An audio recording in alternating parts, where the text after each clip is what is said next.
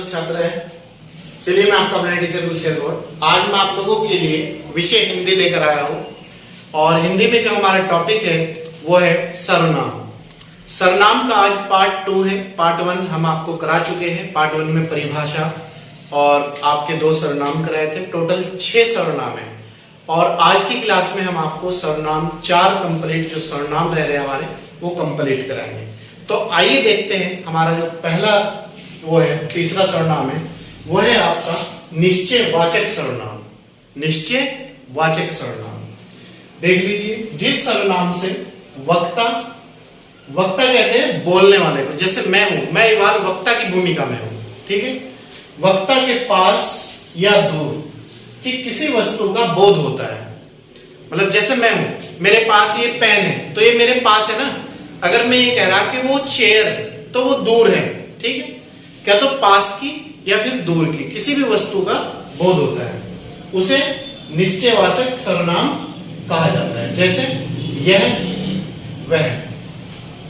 Clear है? 2 चीजों का प्रयोग होगा, यह और वह। जैसे निश्चयवाचक सर्वनाम 2 होते हैं। नंबर 1 किसी पास की वस्तु के लिए, किसी पास की वस्तु के लिए, और नंबर 2 है किसी दूर की वस्तु के लिए।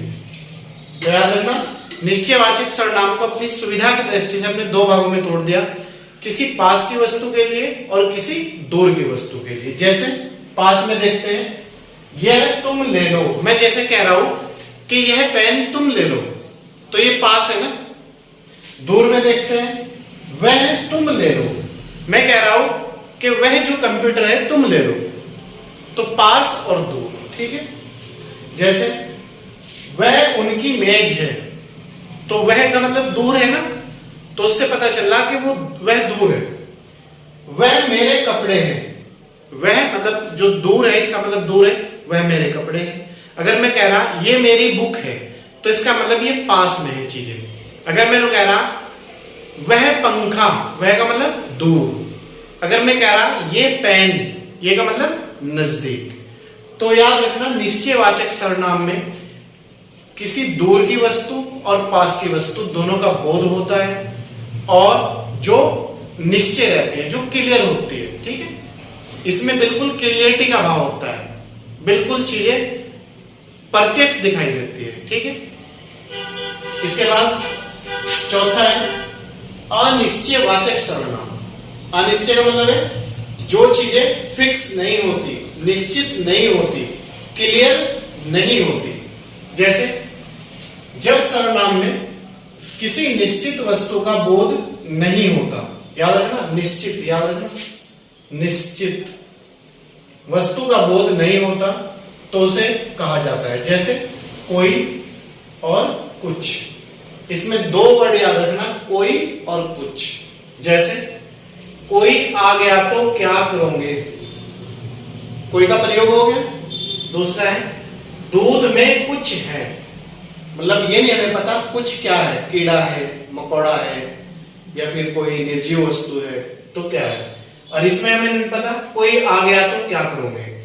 तो जैसे अगर शेर आ गया, मनुष्य आ गया, चीता आ गया तो क्या करोगे, भेड़िया आ गया, लोमड़ी आ गई तो क्या करोगे। नोट है अनिश्चयवाचक सर्वनाम में, अनिश्चयवाचक सर्वनाम में कोई का प्रयोग चेतन प्राणियों जैसे शेर, कुत्ता, मनुष्य आदि के लिए होता है। जैसे मैंने यहां दिया कोई आ गया तो क्या करोगे। अगर मैं कह रहा कोई शेर आ गया तो क्या करोगे, कोई कुत्ता आ गया तो क्या करोगे, कोई मनुष्य गलत आ गया तो क्या करोगे, तो इस तरह अनिश्चयवाचक सर्वनाम में इनका प्रयोग होता है। नोट नंबर 2 तथा बड़े वृक्षों के लिए एवं कुछ का प्रयोग होता है जड़ वस्तुओं के लिए। जैसे छोटे जंतुओं के लिए या कीड़े मकोड़ों के लिए होता है। जैसे मैंने एक सेंटेंस दिया आपको, दूध में कुछ है, तो कुछ का मतलब यहां यह है कि जड़ वस्तुओं के लिए, छोटे जंतुओं के लिए और कीड़े मकोड़ों के लिए इसका प्रयोग होगा। क्लियर है? अनिश्चयवाचक सर्वनाम, अनिश्चय का मतलब है जो चीजें निश्चित नहीं होती, जो चीजें संभावना में व्यक्त की जाती है, जिन चीजों को हम इमेजिन करते हैं, सोच विचार करते हैं, वो अनिश्चित वाचक सर्वनाम में आती है। ठीक है। पांचवा सर्वनाम है संबंध वाचक सर्वनाम। संबंध मतलब रिलेशन वाचक सर्वनाम। जिस सर्वनाम से किसी वाक्य में दूसरे सर्वनाम से संबंध स्थापित किया जाए। याद रखना, जिस वाक्य में एक वाक्य का दूसरे वाक्य से, एक वस्तु का दूसरी वस्तु से, एक स्थान का दूसरे स्थान से, एक व्यक्ति का दूसरे व्यक्ति से संबंध स्थापित किया जाए, उसे संबंधवाचक सर्वनाम कहते हैं। जैसे जो और सो, इसमें दो का प्रयोग होगा, जो का और सो का। उदाहरण के लिए, जो जागेगा सो पाएगा। जो जागेगा सो पाएगा मतलब जो रात को मेहनत करेगा, जो जागेगा वो रिजल्ट पाएगा। दूसरा, वह कौन है जो सो रहा है। ठीक है, तो इसमें किसका प्रयोग होगा? जो का। ठीक है, और इसमें जो और सो दोनों का प्रयोग होगा। तो इसमें जो संबंधवाचक सर्वनाम है, इसमें जो और सो दोनों का भी प्रयोग हो सकता है और सिंगल का भी प्रयोग हो सकता है। ठीक है, जैसे जो पढ़ेगा वह पास होगा, तो इसमें सिंगल का प्रयोग होगा जो। जैसे वह जो आया था चला गया, तो इसमें भी सिर्फ जो का ही प्रयोग होगा। और इनमें दोनों में जो और सो का प्रयोग है। जो और सो कंबाइंड भी प्रयोग हो सकता है, जो और सो, और अलग अलग भी प्रयोग हो सकता है। जैसे मैंने आपको बताया, जो पढ़ेगा वह पास होगा, तो जो का प्रयोग ओनली फॉर करा मैंने आपके लिए। यहाँ वह जो आया था चला गया, तो इसमें भी सिंगल का प्रयोग करें। ठीक है, इसके बाद छठा और लास्ट सर्वनाम है हमारा पर्सनवाचक सर्वनाम। पर्सनवाचक सर्वनाम, देखिए, जिस सर्वनाम से पर्सन करने का बोध होता है।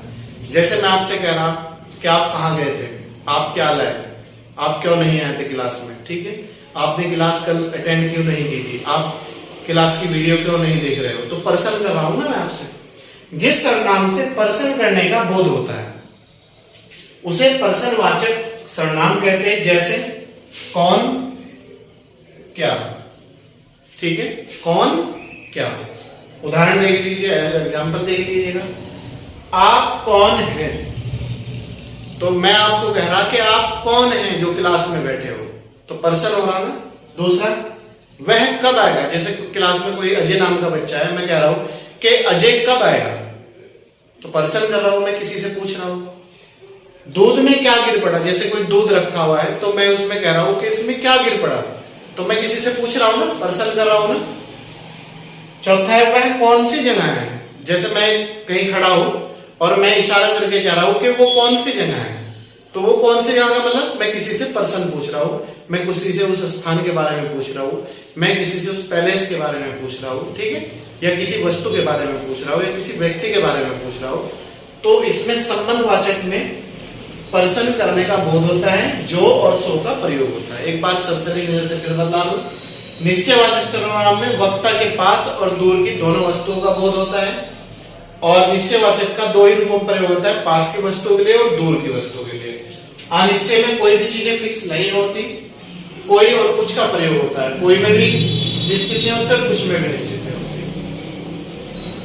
और संबंधवाचक में एक वस्तु का दूसरी वस्तु से संबंध या रिलेशन बनाया जाता है। एक स्थान का दूसरे स्थान से, एक वस्तु का दूसरी वस्तु से, एक व्यक्ति का दूसरे व्यक्ति से। तो दोस्तों, ये थी आज की हमारी हिंदी की क्लास पार्ट नंबर 2 और क्लास नंबर 20। क्लास नंबर 20 है, याद रखना। इससे पहले आपकी जो 19 क्लास हिंदी की हो चुकी है, टॉपिक बाय टॉपिक कराई जा रही है।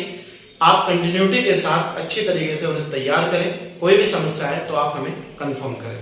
आप लोगों का स्वागत है, वेलकम है। आप लोग डायरेक्ट कॉल करके पूछ सकते हो। ठीक है, तो आप इसे अच्छी तरीके से तैयार करें। चलिए, मैं आपका अपना टीचर गुलशेर गौड़। इसी तरीके से हम आप लोगों के लिए नए नए टॉपिक और जो हमारे सिलेबस से संबंधित है, स्टेट एग्जाम से संबंधित है, वो भी लेकर आ रहे हैं हम लोग। और जो हमारे सेंट्रल एग्जाम है, चाहे वो यूपीएससी हो, सीपीएफ हो, सीडीएस हो, एनडीए हो, सीडीएस हो, वगैरह वगैरह, जो भी है, एसएससी, बैंक हो, उन सबसे संबंधित जो भी हमारे टॉपिक है वो हम सब आपको उपलब्ध करा रहे हैं। आप कोई भी एग्जाम दीजिए, नो टेंशन हो गई। बस आवश्यकता है हमें और आपको हमारे साथ कंटिन्यूटी के साथ जुड़ने की। बस यही इंपॉर्टेंट है हम आपके लिए। और अगर आप नए हैं तो सब्सक्राइब कर लीजिएगा भाई, फ्री है। बेल आइकन को प्रेस कर लीजिएगा ताकि आपको नोटिफिकेशन मिल सके। लाइक और शेयर जरूर कीजिएगा। और अगर पुराने हैं तो कंटिन्यूटी के साथ जुड़े रहिएगा और ज़्यादा से ज़्यादा लोगों को जोड़ने का प्रयास करिएगा। चलिए मैं आपका